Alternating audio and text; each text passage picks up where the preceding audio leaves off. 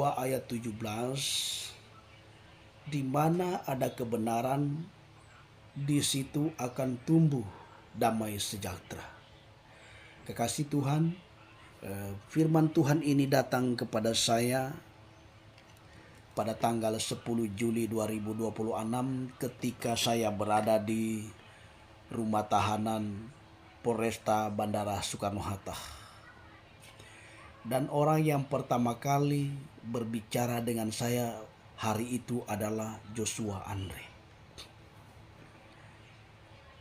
Dan kalimat yang pertama kali dia ucapkan kepada saya adalah bahwa dia diperintahkan oleh wakil presiden untuk menyelesaikan kasus 13 juta. Dan kemudian dengan berbagai iming-iming rayuan dia sudah sampaikan semua. Lalu dia telepon ada beberapa oknum hamba Tuhan di Jawa Barat, kemudian hamba Tuhan di Manado, DKI, dia video call mempertontonkan saya agar orang melihat dia itu hebat, telah berhasil menculik atau menangkap saya, ya. Tapi saya memiliki damai sejahtera oleh karena firman itu. Setelah selesai menelpon orang-orang itu, dia menelpon Ketua Umum GPDI, Pendeta Dr. Johnny Well. Dia katakan segera datang sebelum Kaluas diterbangkan ke Manado. Jadi pada waktu itu hamba Tuhan DKI sedang pleno. Tetapi oleh karena permintaan si mesin penggerak Joshua Andre ini, sehingga mereka tinggalkan pleno itu, memilih untuk bertemu saya di bandara, ya. Karena itu detik-detik saya mau diterbangkan ke Bandara Samratulangi Manado. Lalu tiba-tiba datang Ketua Umum GPDI, Pendeta Dr. Johnny Weol dengan kabinetnya, dengan tentu ada oligarki, ada dinastinya, ya. Mereka bersorak-sorai, dan kalimat pembuka saya dalam pertemuan itu di bandara, saya katakan di mana ada kebenaran, di situ akan tumbuh damai sejahtera.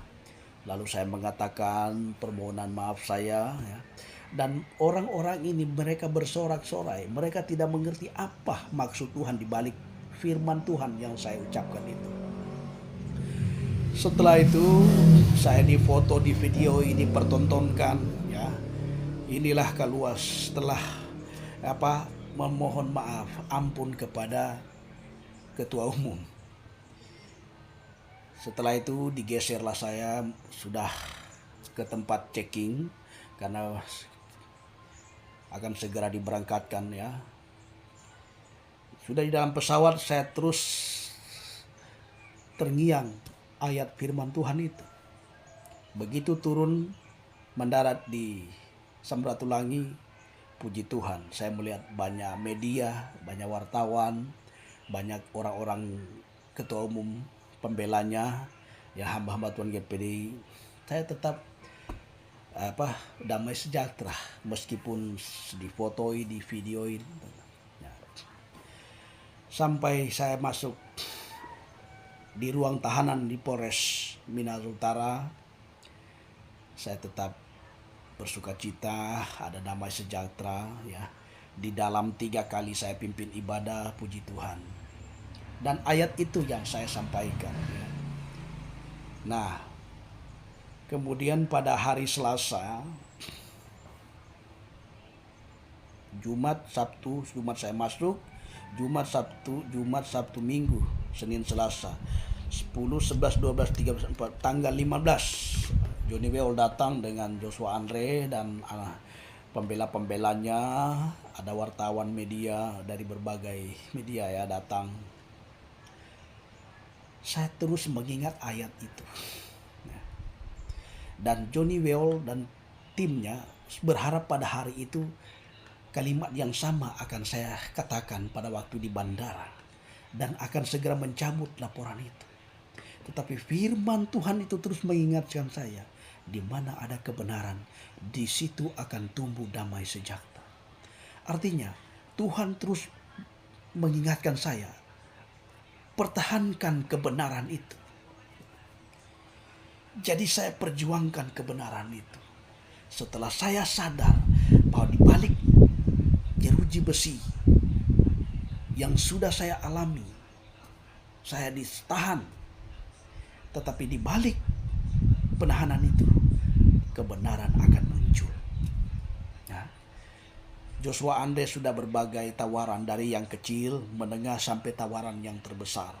Mau membebaskan saya hari itu dengan perjanjian cabut laporan aborsi yang saya laporkan di Polda Sulut.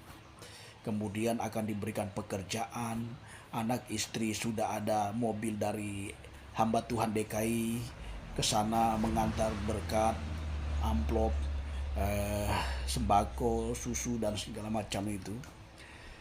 Namun firman Tuhan itu tetap mengingatkan saya, kebenaran harus dipertahankan.